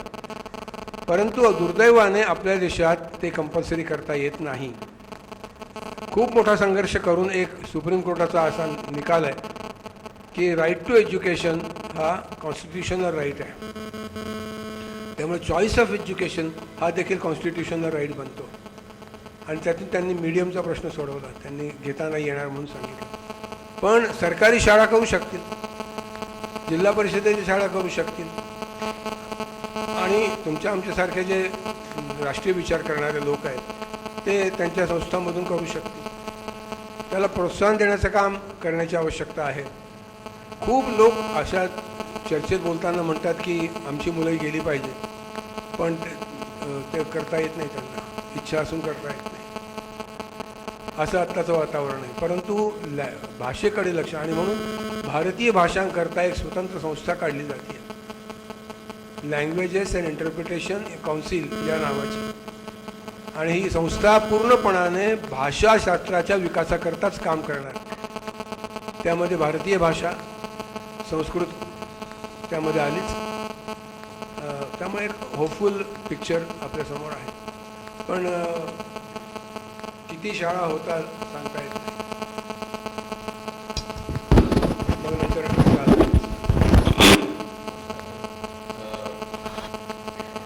नॅशनल एज्युकेशन विद्यार्थ्यांच्या दृष्टीने काय शिकवायचं या दृष्टीने बरेच इम्प्रुव्हमेंट्स होत आणि त्याचा उपयोग पण होईल. परंतु विद्यार्थ्यांना इम्प्रूव्ह करताना शिक्षकांच्या पात्रतेचं आपण काय करणार आहोत. दोन त्याचे भाग मला असं वाटतात की शिक्षकांकडे असलेलं नॉलेज ते सतत वाही आणि अपडेटेड कसं राहू शकेल, आणि दुसरं इथिकली सुद्धा शिक्षक मुलांच्या समोर एक उदाहरण असण्याच्या दृष्टीने आपल्याला काय करता येईल. कारण आत्ता मोफुसील सिटीजमध्ये पण आणि आपल्या मोठमोठ्या कॉस्मोपॉलिटन सिटीजमध्ये पण अशी परिस्थिती आहे की शिक्षक हा शाळेत किंवा कॉलेजमध्ये गेल्यानंतर शिक्षक आहे, पण बाहेर पडल्यानंतर तो एनी अदर पर्सन सारख्या सर्व प्रकारांनी जगतो आणि वागतो, आणि त्याचा मुलांवर फार मोठा परिणाम होतोय असं दिसतं. त्या दृष्टीने आपण कसं ॲड्रेस करणार. दुसरा मुद्दा जो आहे तो समाजाच्या वर्तणुकीवरती अवलंबून आहे. शिक्षक एक आयडॉल असावं, शिक्षक एक रोल मॉडेल असावं, हे शिक्षकाच्या स्वतःच्या व्यक्तिमत्वाशी जसं निगडीत आहे तसं समाज काय त्यांना प्रभावित करत असतो यावरही आहे. पण पहिला भाग जो आहे तो असा आहे की ट्रेनिंगची व्यवस्था ही नॅशनल एज्युकेशन पॉलिसीमध्ये फार समर्थपणाने केली आहे. 12वीपर्यंतच्या ट्रेनिंगमध्ये दरवर्षी किमान 50 तासांचा प्रशिक्षण वर्ग असावा. समजा फर्स्ट टर्ममध्ये त्यांनी 10 घेतले, नंतर पण एक 50 तासांचा एक ट्रेनिंग कॅम्प हा त्यांची शिकवण्याची कौशल्य पॅडेगॉजी डेव्हलप करण्याकरता म्हणून वापरामध्ये येऊ शकतो. हा त्यातला एक चांगला भाग आहे. अन्यथा एक शिक्षक नोकरीला लागल्यानंतर रिटायरमेंटपर्यंत त्याला कोणी विचारत नाही की तुझं मूल्यांकन कोणी केलं आहेस का तू, आणि हे मूल्यांकन होणार आणि दर 5 वर्षानंतर त्यांना त्यातल्या परीक्षेला सामोरं जावं लागणार. दुसरी गोष्ट अशी की BEd शिक्षण आता 4 वर्षांचं होणार आणि त्याच्यामध्ये त्यांना 12वी लेवललाच नक्की करावं लागेल की मला शिक्षक व्हायचं आहे, कारण तो बदलू शकणार नाही. ते मल्टीडिसिप्लिनरी असेल. आपली कॉलेज ऑफ एज्युकेशन आज फक्त एज्युकेशन शिकवतात, त्यांना मल्टीडिसिप्लिनरी होता येईल, परंतु त्यांचा जो शिक्षकीचा कोर्स आहे तो 4 वर्षांचा होईल 12वी नंतर. आणि आज असणारी BEd कॉलेजेस त्यांनी मुदत दिली आहे 2030पर्यंत क्लोज डाऊन करण्याची. ते बंद होतील आणि नव्या पद्धतीची BEd कॉलेजेस अस्तित्वामध्ये येतील. त्यानंतर टीचर्स एलिजिबिलिटी टेस्ट आहे, TET आहे, त्या एलिजिबिलिटीला जर शिक्षक उतरला तर तो राहील आणि दर 5 वर्षानंतर त्याला ही परीक्षा द्यावी लागेल. आपण अपेक्षा करू की आपल्याकडचे शिक्षक त्याला उतरतील.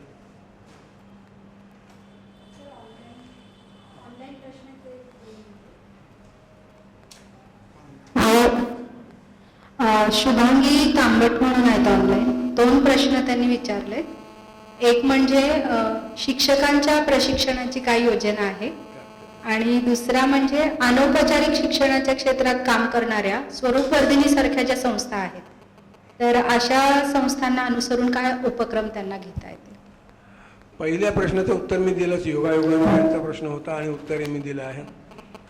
स्वरूपवर्धिनी सारख्या स्वयंसेवी संस्थांना यामध्ये एक फार चांगली प्रोव्हिजन आहे. वेळेच्या अभावी सगळं सांगता नाही आलं, परंतु आपल्या शिक्षण संस्थांनी बाहेर पडून स्वयंसेवी संस्थांचं सहकार्य घ्यावं असं अत्यंत स्पष्टपणानं न्यू एज्युकेशन पॉलिसीमध्ये म्हटलेलं आहे.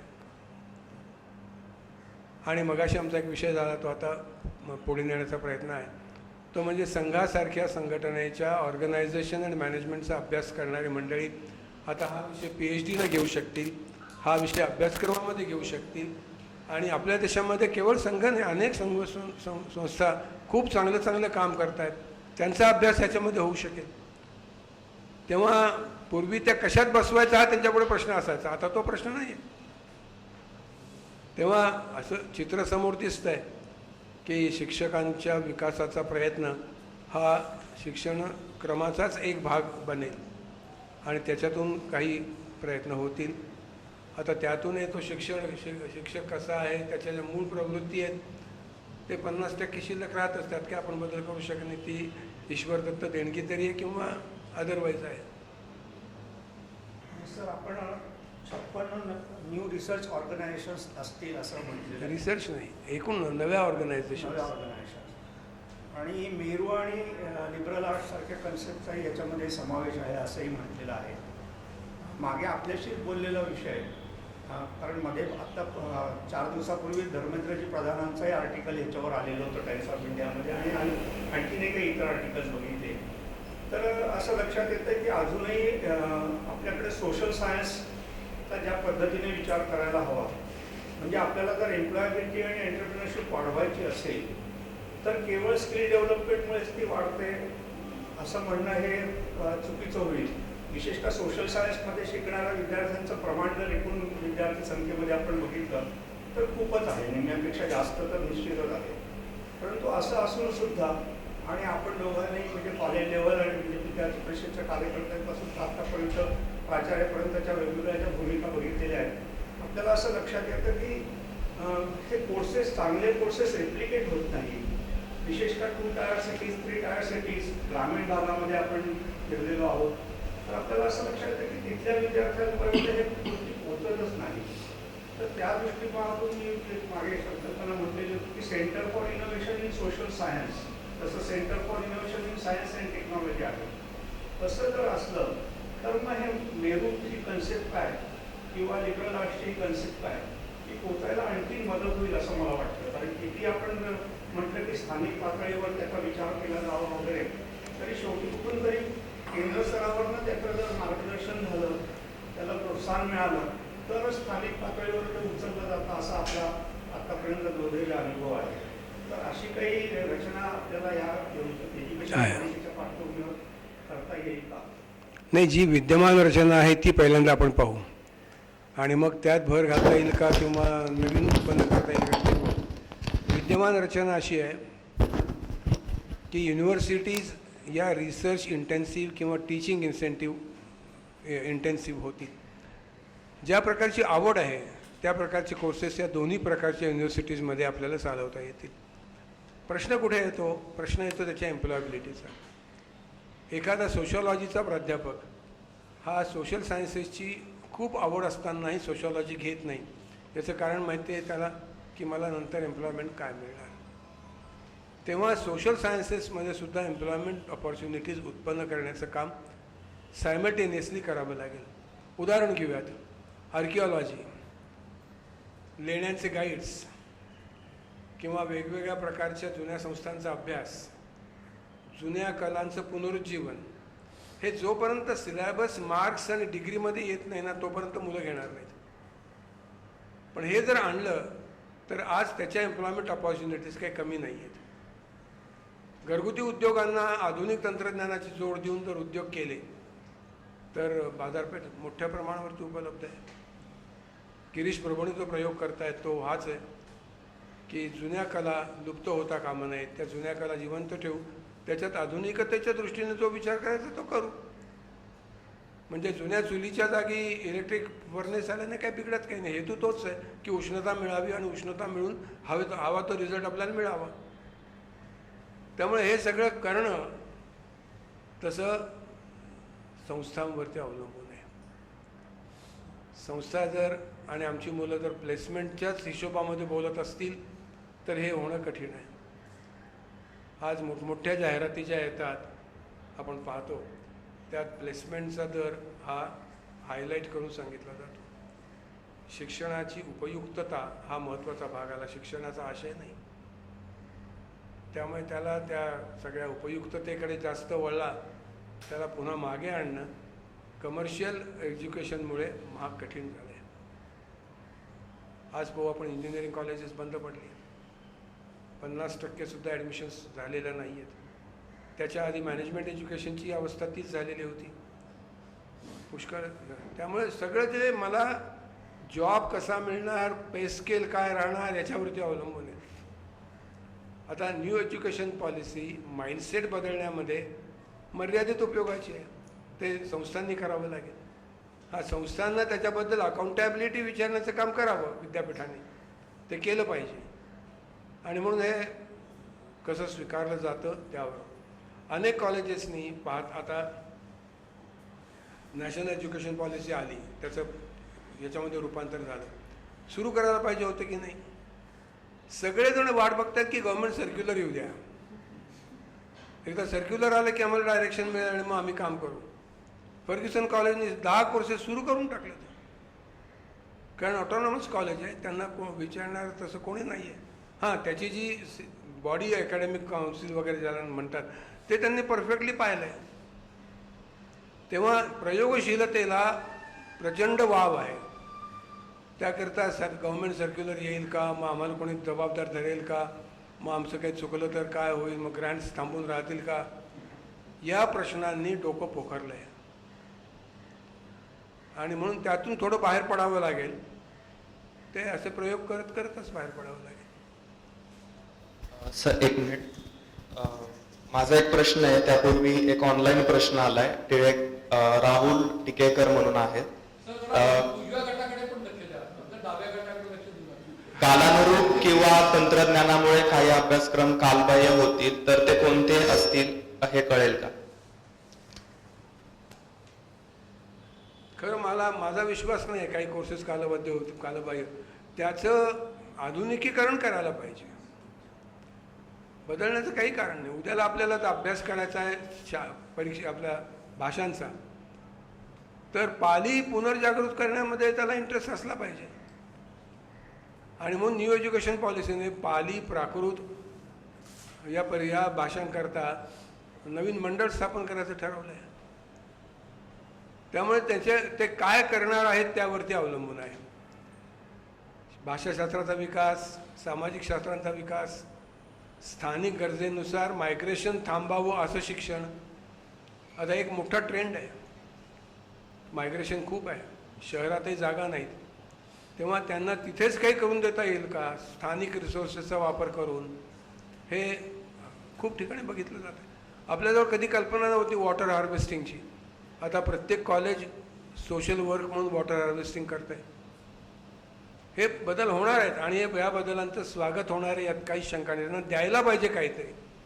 इतके दिवस देणारेच कोणी नव्हते, आज ते आहे, चौकट तयार आहे, त्याच्यातले रकाने भरण्याचं काम करावं लागेल. सर नमस्कार. माझा एक प्रश्न आहे. जसं रेल्वेचा रूळ बदलताना खडखडाट होतो, तसं आता ही आपण सगळी शिक्षण पद्धत बदलत आहोत, तर याचे सगळे परिणाम काय होणार आहेत, किंवा सगळेजण हे ऍक्सेप्ट लगेच करतील का? कारण काही पेपरमधल्या बातम्या आपण वाचल्या की चांगलं नवीन शैक्षणिक धोरण येत आहे असं त्यांनी बातमी दिली नाही, किंवा छत्रपती शिवाजी महाराजांचा इतिहास चांगल्या प्रकारे सांगणार आहे असं सांगितलं नाही, मुघलांचा इतिहास वगळला, अशी त्यात बातमीचं हेडिंग. अशा पद्धतीनं ही जी सगळी व्यवस्था आहे, किंवा तुमच्या मागाशीच्या बोलण्यात आलं की शिक्षण व्यवस्था जी आहे ते आर्थिक प्रश्नाशी आपण निगडीत झालेली आहे, किंवा तो व्यापार झालेला आहे, तर ही व्यवस्था हे सगळे बदल ऍक्सेप्ट करेल का? आणि दुसरा प्रश्न माझा असा आहे, आज जे या सरकारनं केलेलं आहे, पण हे सरकार बदलल्यानंतर ह्या शैक्षणिक धोरणाचं काय होणार? नाही, धोरणाच्या बाबतीत सरकार बदलला तर त्यांना धोरण नाकारता येणार नाही. काही गोष्टी ते जेवढ्या चांगल्या पद्धतीने इम्प्लिमेंट करायला पाहिजे तेवढं करणार नाहीत, पण नाकारता येण्याचं काही कारण नाही आहे. याच्यामधल्या अनेक गोष्टी या कायद्यानेच अस्तित्वात येणार आहेत. वेळेअभावी मी सांगितलं नाही. परंतु higher education commission of India नावाची एक संस्था कायद्याने अस्तित्वात आहे, त्याचा कायदा तयार आहे आणि तो अनेक गोष्टी या कायदेशीर होणार आहेत. पार्लमेंटचा कायदा त्याच्यामध्ये तयार होईल. त्यामुळे खूपशा गोष्टींना सरकारनेही प्रतिबंध केला आहे. प्रधानमंत्र्यांनी या विषयावरती कमीत कमी 10 राऊंड्स डिस्कशनच्या घेतल्या आहेत. व्हाईस चान्सलर्सबरोबर घेतल्या आहेत, डायरेक्टर्स ऑफ एज्युकेशनबद्दल बरोबर घेतल्या आहेत, मिनिस्टर्सबरोबर घेतल्या आहेत आणि एक मानस पहिल्यांदा तयार करून ठेवला आहे त्यांनी. याच्या स्वीकारार्हतेकरता जो मानस तयार करायचा तो केला आहे. आता ज्याला काहीच करायचं नाही, बसले आपलं महिन्याच्या पगाराची गॅरंटी घेऊन, त्याला काय करणार? त्यांना मर्ज केलं जाईल दुसऱ्या कॉलेजमध्ये. एकतर तुम्ही नॅकला जा, A ग्रेड मिळवा, ऑटोनॉमस व्हा, नाहीतर दुसऱ्या कॉलेजमध्ये मर्ज व्हा. हे स्वायत्तता टिकवून करता येणार आहे यात काही शंका नाही. किती दिवस 40% कॉलेजेस फक्त एक प्रोग्राम चालवतात आणि 20% कॉलेजेसमध्ये 100पेक्षा कमी विद्यार्थी आहेत. सगळी बीएड कॉलेजेस, 70,000 बीएड कॉलेजेस आहेत. आपल्या देशाला आवश्यक आहे का 70,000 बीएड कॉलेजेसची? त्याच्यामध्ये फरक पडणार, कारण बीएडचा कोर्स इतर कॉलेजला सुद्धा करायची परवानगी आहे, कारण मल्टीडिसिप्लिनरी होणार आहे. बीएड कॉलेज जसं इतर कोर्सेस घेऊ शकतं, बीएड कॉलेजची नावाची संकल्पना 10 वर्षानंतर निघूनच जाणार आहे. विद्यापीठाशी ॲफिलिएशनची गरज नाही, ॲफिलिएशन संपणार आहे. 15 वर्षाची मुदत घेतली आहे. प्रत्येक महाविद्यालय स्वतंत्र विद्यापीठ होईल, डिग्री द्यायचा अधिकार राहील त्यांना. त्यामुळे ही जी काही छोटी सगळी बंधनांमध्ये अडकलेली शिक्षण व्यवस्था आहे ती बंधनं तोडून बाहेर येणार यात काही शंका नाही. त्यामुळे एक प्रकारचा एक मोठा टर्निंग पॉईंट या धोरणाने केलेला आहे. तांत्रिक शिक्षणाविषयी प्रश्न आहे. तांत्रिक शिक्षणामध्ये उद्योगांचा सहभाग असणं आणि त्यांची कमी पुस्तकं अद्ययावत होणं याच्या संदर्भात ती काय तरतूद आहे? नाही, पुस्तकं अद्ययावत होणं हे त्याच्या ज्या बॉडीज आहेत त्यांचं काम आहे. बोर्ड ऑफ स्टडीज आहेत, अकॅडमिक काउन्सिल्स आहेत. शालेय आणि कॉलेजमध्ये बघायचं तर NCERT आहे, त्यांच्याकडनं त्याचे प्रयत्न चालू आहेत. हा पहिला भाग आहे. पहिला जो प्रश्न तुमचा आहे की या सगळ्याचं काय, मला एकदा उद्योगांचा सहभाग तांत्रिक शिक्षण 2 ठिकाणी उद्योगांचा सहभाग फार महत्त्वाचा आहे. नॅशनल रिसर्च फाउंडेशनमध्ये उद्योग आणि संस्था यांनी एकत्र येऊनच संशोधन करायचं आहे. म्हणजे त्या ठिकाणी त्याची इकॉनॉमिक व्हायबिलिटीसुद्धा लक्षात येईल. समजा आम्ही एखादा गरवारे वॉलरॉप्सबद्दल बरोबर करार केला, MOU केला आणि त्यांना प्लॅस्टिक इंडस्ट्रीची घेण्याची लोकांची आवश्यकता आहे, तर प्लॅस्टिक इंडस्ट्रीचंच कॉलेज काढू आणि गरवारे बरोबर टायअप करू. एम्प्लॉयबिलिटीचा प्रश्न आहे ना, तो या पद्धतीने सोडवला जाईल. त्यामुळे आत्ता आपल्याला हे एक चांगलं मॉडेल आहे, मला आता मी नाव विसरलो, 3 प्रकारचं, इंडस्ट्री, एज्युकेशन आणि एज्युकेशन इन्स्टिट्यूशन्स, या 3 जणांनी एकत्र येऊन एक मॉडेल तयार करावं अशी कल्पना आहे आणि अनेकांनी केलेलं आहे. नव्यानं करतील, कारण त्यांना एक तरुणांचा फोर्स हा कामाला मिळेल. आज IT चित्र आपल्याला जे इतकं प्रसन्न दिसतं आहे त्याचं कारणच ते आहे की त्यांनी सगळ्या शिक्षणाला लागणाऱ्या गोष्टी या IT तंत्रज्ञानामध्ये बसवल्या आहेत. आज साधी प्राथमिक शाळासुद्धा आपलं ऑफिस, आपलं अकाउंटिंग, आपल्या शिक्षकांचं काम हे सगळं टेक्नॉलॉजीच्या आधारावरती करतात. शिक्षणच मुळामध्ये 50% टेक्नॉलॉजीच्या आधारावर चालणार आहे. अगदी कोविड नंतरसुद्धा, आज तर चालूच आहे, पण कोविड नंतर देखील ते तसंच चालणार आहे. त्यामुळे ह्या गोष्टी रेट्यामुळे येतील अस्तित्वात किंवा स्वेच्छेने स्वीकारल्या तर अधिक चांगल्या होतील. भरपूर ऑप्शन्स विद्यार्थ्यांना येतील, तर विद्यार्थ्यांना किंवा त्यांच्या पालकांना हा संभ्रम राहील की कुठलं पाथ किंवा करिअर निवडावं. म्हणजे जे आत्ता एवढं सगळं कमी असताना सुद्धा पालकांना किंवा विद्यार्थ्यांना कळत नाही की आपण आर्ट्सला जावं, कॉमर्सला जावं किंवा मग त्याच्यात पुढे जाऊन काय करावं. इतके ऑप्शन्स आत्ता सुद्धा आहेत. तर अजून एक 20 वर्षानंतर अशी परिस्थिती येईल की मुलांना जी 15 वर्षाच्या आसपास आहेत आणि त्यांचे पालक जे 40 वर्षाच्या आसपास आहेत, जे आमच्या पिढीचे आहेत, म्हणजे आत्ता जसे आम्ही आहोत तसे, त्यांना कळणारच नाही की आपण आता पुढे जाऊन काय करायला पाहिजे. मग अशा लोकांना त्यावेळेला मार्गदर्शन करण्यासाठी काही व्यवस्था आहे का? या शैक्षणिक धोरणानेच प्रत्येक शिक्षण संस्थेमध्ये एक करिअर काउन्सिलिंग ब्रँच सुरू करावी. त्याच्यासाठी काउन्सिलर्सची भरती करावी, त्यांना त्याचं योग्य ते मानधन द्यावं, ही प्रोव्हिजन आहे. त्याच्यात सोशल काउन्सिलिंगसुद्धा आहे बरं का. केवळ शिक्षणाचं सिलेबस आणि हे नाही आहे, तर त्यांना सोशल काउन्सिलिंगसुद्धा आहे. सर एक प्रश्न आहे की एखाद्यानं शिक्षण घेऊन एखाद्या कार्यक्षेत्रात त्याचं काम सुरू केलं, 10-15 वर्ष तिकडे काम झाल्यानंतर यामधल्या काळात त्याचा रस आणखी एखाद्या वेगळ्या क्षेत्रात आला, तर त्याला पुन्हा त्यातलं शिक्षण घेण्याची स्वातंत्र्य कसं असेल? म्हणजे तो त्याच्या आयुष्याच्या मधल्या काळात शिक्षण करू शकतो का? म्हणजे वयोमर्यादा या गोष्टींची काही बंधनं राहणार आहेत का? वयोमर्यादा काही नाही आहे. मल्टिपल एक्झिट आणि मल्टिपल एंट्री ही एक जादुई कल्पना येईल असं समजायला हरकत नाही. एखाद्या मुलीचं लग्न ठरलं, परगावी जायचं आहे, तर तिला तिचा जो कोर्स आहे तो पूर्ण करून 1 वर्ष ती जाऊ शकते. जरा कुटुंबातली स्थिरस्थेवर झाल्यावर पुन्हा 2 वर्षांनी येऊन कंटिन्यू करू शकते. त्याला मल्टिपल एक्झिट आणि मल्टिपल एंट्री असं त्यांनी म्हटलं आहे. हां, त्याला मेजर विषय बदलता येणार नाही एवढं मात्र ठेवलं आहे. म्हणजे ती मुलगी परत आली आणि म्हणली मी आता इकॉनॉमिक्स घेत नाही, कारण तिचं पहिलं इकॉनॉमिक्स होतं आणि आता काहीतरी घेते, ते नाही करता येणार, नाही तर केव्हा असेल. त्यामुळे हे सगळं दिलेलं आहे. एक लॉंग रोप आहे तिकडे. म्हणजे तुम्ही जिथपर्यंत तो ताणू शकाल तितका ताणला जाणार आहे. कोठारी कमिशनचं एक्सटेन्शन आहे. कोठारी कमिशनमध्ये यातल्या अनेक गोष्टींचं सुतोवाचक केलेलं आहे, परंतु अडगळीमध्ये गेलं तर गेलंच. काशीनाथ देवधर, माझा प्रश्न असा आहे की ही जी स्वायत्तता आपण संस्थांना देणार, विविध संस्थांना, याच्यामुळं अराष्ट्रीय तत्व जे आहेत किंवा अराष्ट्रीय बऱ्याच घटना घडतात, मदरसेसारखे किंवा याच्यासारखे, ते त्यांचे अभ्यासक्रम राबवतील आणि मोठ्या प्रमाणावर त्याचा धोका निर्माण होऊ शकेल. हा एक भाग. आणि दुसरा, मूल्य शिक्षणाबद्दल जे 4थी पर्यंत किंवा 5वी पर्यंत असायला पाहिजे, त्याबद्दल काही रचना आहे? पहिला प्रश्न फार सोपा आहे, तो म्हणजे मूल्य शिक्षणाचा.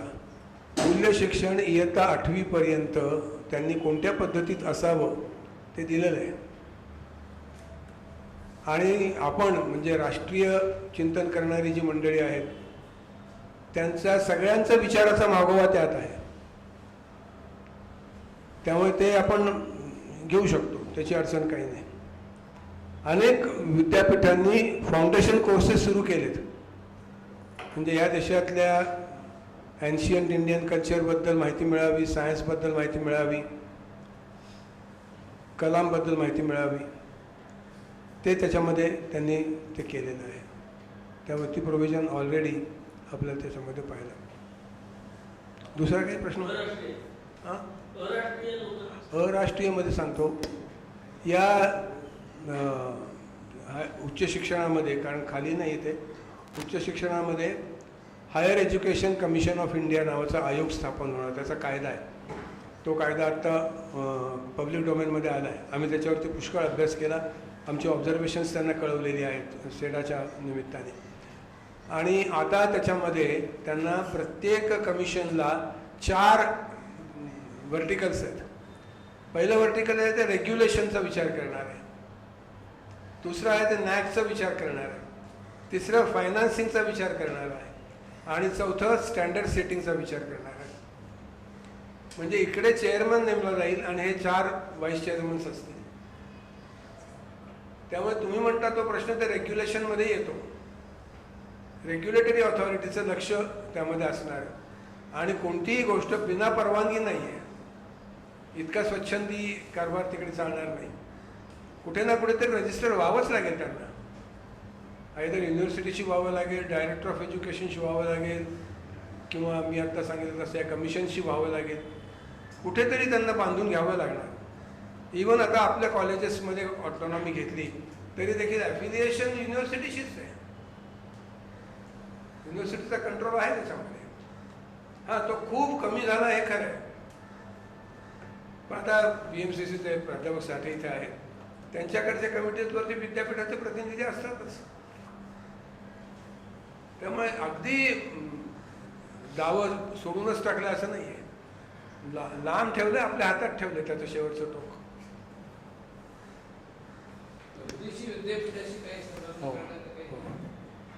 परदेशी विद्यापीठांचं स्वागत केलं आहे, परंतु कोणत्या विद्यापीठांनी यावं याचे स्टँडर्ड्स निश्चित केलेले आहेत. आणि परदेशी विद्यापीठांना जर आपल्याकडे यायचं असेल तर त्याला आपण काय म्हणू, परस्पर सहकार्याचं आहे. त्यांच्या कॅम्पसेसमध्ये आपले कोर्सेस घेतले पाहिजेत त्यांनी, आणि आपल्या कॅम्पसमध्ये आपण त्यांना घेऊ. आणि हे करण्यासाठी त्यांनी जो निकष, महत्त्वाचा निकष जो ठरवला आहे तो असा आहे की कमीत कमी 100 विद्यार्थी एका कोर्सला रजिस्टर झाले पाहिजे. त्याची वायबिलिटी सगळी ते काउंट करणं टेक्निकली तेवढंच आहे, पण कोर्सेसांचा अदलाबदल होऊ शकते. अनेकांची ॲग्रीमेंट झाली आहेत अगदी. सर, माझा प्रश्न असा आहे की एज्युकेशनमध्ये फिजिकल एज्युकेशनला खूप महत्त्व हायर एज्युकेशनपर्यंत दिलं आहे, पण तसंच आता नव्याने मुद्दा पुढे येतो की जो भारतात ऑलरेडी होता की स्पिरिच्युअल क्वोशंट. तर याच्यावर सुद्धा नॅशनल एज्युकेशन पॉलिसीमध्ये विचार केलाय का? योग आणि अध्यात्म हा जीवनाचा एक अविभाज्य घटक आहे. मी सांगणार. योग शिक्षण, ध्यानधारणांचं शिक्षण, त्यानंतर मेडिकल एज्युकेशनच्या ज्या ज्या पॅथीज आहेत सर्व पॅथीजचं शिक्षण हे याच्यामध्ये समाविष्ट आहे. समजा 10 कॉलेजेसनी योगाचा कोर्स तयार केला, डिग्री कोर्स, आयुर्वेदाचा कोर्स केला, अप्रुव्हल घेतलं, चांगल्या गोष्टी. आणि हे कसं आहे सांगू का, हे थोडंसं प्रयोगातून शिकण्यासारखं आहे. एकदा सुरुवात तर होऊ द्या, मग शिकता येईल काहीतरी.